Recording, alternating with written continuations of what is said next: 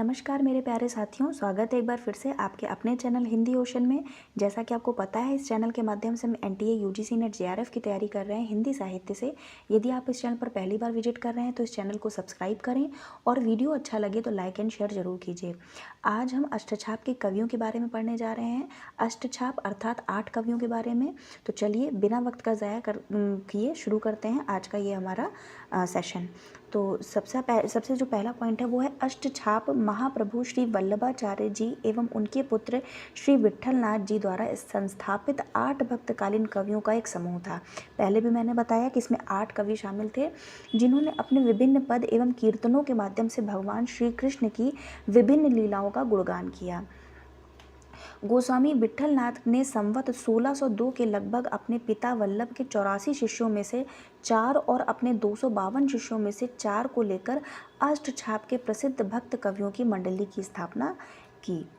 अष्टछाप की स्थापना very important point 1565 ईस्वी में हुई थी। अष्टछाप कवियों के अंतर्गत और किसने की थी? विट्ठलनाथ जी के द्वारा 1565 में विट्ठलनाथ जी के द्वारा स्थापित की गई थी।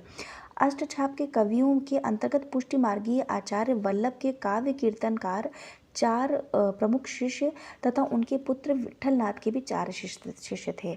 इसमें यह बताया गया है जो पुष्टि मार्गीय आचार्य थे, आचार्य वल्लभाचार्य और आचार्य विट्ठलनाथ। तो जो वल्लभाचार्य थे वो विट्ठलनाथ के पिता थे, मतलब वल्लभाचार्य पुत्र थे विट्ठलनाथ।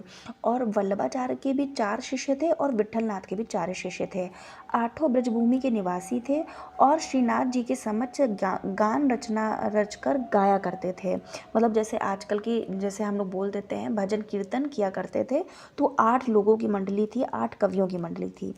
उनके गीतों के संग्रह को अष्टछाप कहा गया। कभी हो सकता है ये आपसे डायरेक्ट प्रश्न बन जाए कि अष्टछाप किसको, मतलब कवियों को कहा गया है या किसको कहा गया है? तो इसमें 8 उनके गीतों के संग्रह को अष्टछाप कहा जाता है, जिसका शाब्दिक अर्थ होता है 8 मुद्राएं।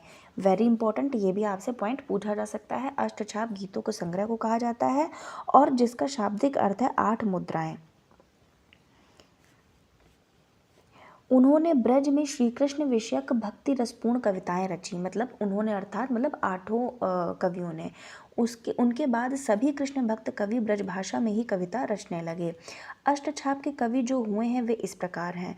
ये आप एक तरीके से स्क्रीनशॉट ले लीजिए। मैं आपको बता भी चुकी हूँ अपनी जो वीडियोज़ में कि आपको जो भक्त कवि जो वल्लभाचार्य के शिष्यों को याद करने का ट्रिक भी और विट्ठलनाथ के शिष्यों को भी याद करने का ट्रिक।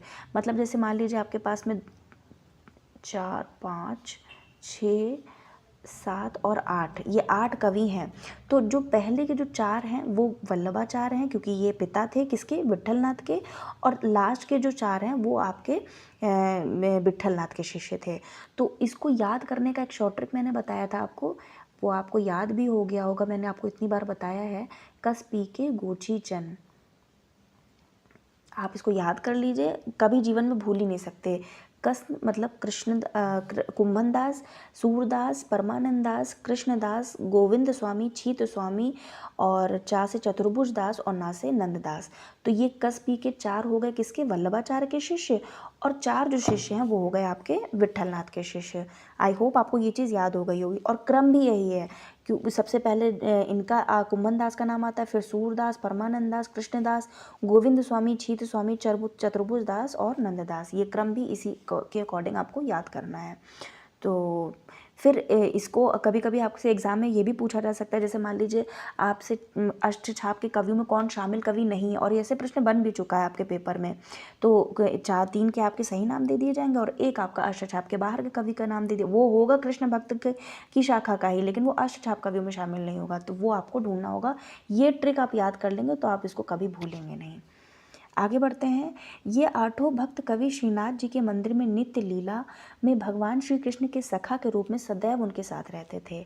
इस रूप में इन्हें अष्ट सखा की संज्ञा दी जाने लगी। अगर अष्ट सखा बोला जाएगा तब इन 8 कवियों का नाम। और अष्टछाप को इसका संग्रह बताया गया था, उनके गीतों का संग्रह बताया था, जिसका अर्थ है 8 मुद्राएं। फिर विशेषता देखते हैं।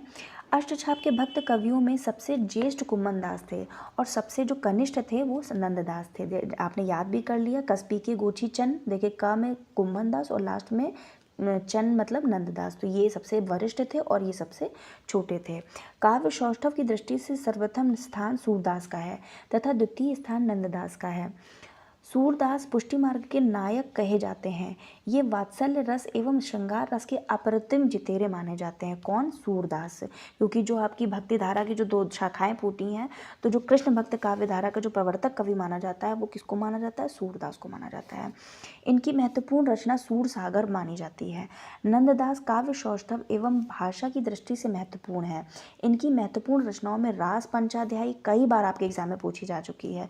रास पंचाध्यायी, भंवर गीत और सिद्धांत पंचाध्यायी है। ये रचनाएं याद कर लीजिए, इसका स्क्रीनशॉट ले लीजिए। अपने फ़ोन को सिर्फ स्क्रीनशॉट से ना भरते रहिए, अपने खुद के पर्सनल नोट्स भी बनाइए।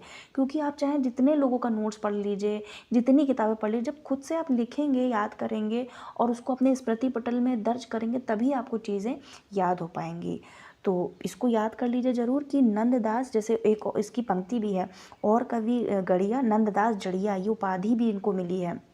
रास पंचाध्यायी इनकी जो रचना है, इसी रचना के कारण इनको और कवि गढ़िया नंददास जड़िया कहा गया है। ये भी आपसे एग्जाम में प्रश्न पूछा जा चुका है।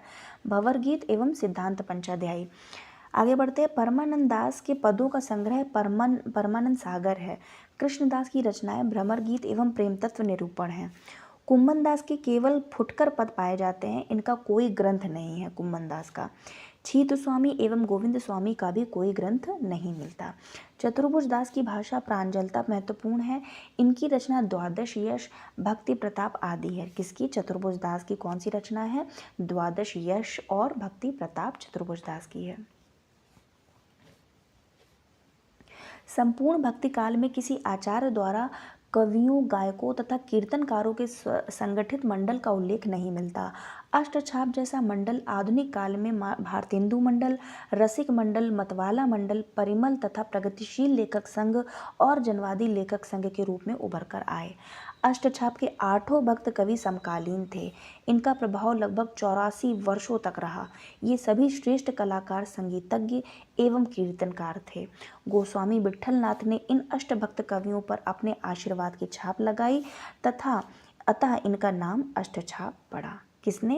विट्ठलनाथ ने अपने इन 8 भक्तियों के ऊपर अपने आशीर्वाद की छाप लगाई और इनका नाम अष्टछाप पड़ा। और ये प्रश्न याद कर लीजिए कि कब स्थापना हुई थी?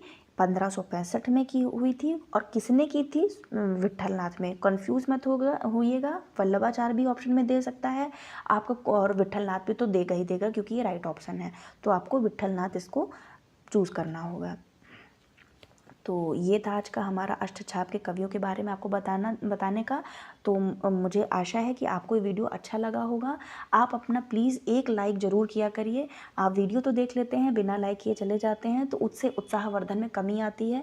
तो मैं चाहती हूँ कि जितना से जितना आपको पढ़ा पाऊँ उतना मैं आपके लिए, मैं जितना कर पाऊँ उतना मेरे लिए कम होगा। तो उत्साहवर्धन करते रहा करिए और अपनी प्रतिक्रिया ज़रूर अपने कमेंट बॉक्स में लिखा करिए, ताकि मैं ऐसे ही वीडियोस आपकी समक्ष प्रस्तुत कर पाऊँ और आप इनसे पूरे तरीके से लाभान्वित हो सकें। वीडियो अच्छा लगा हो तो लाइक कीजिए, कमेंट कीजिए एंड शेयर कीजिए। Thanks for watching.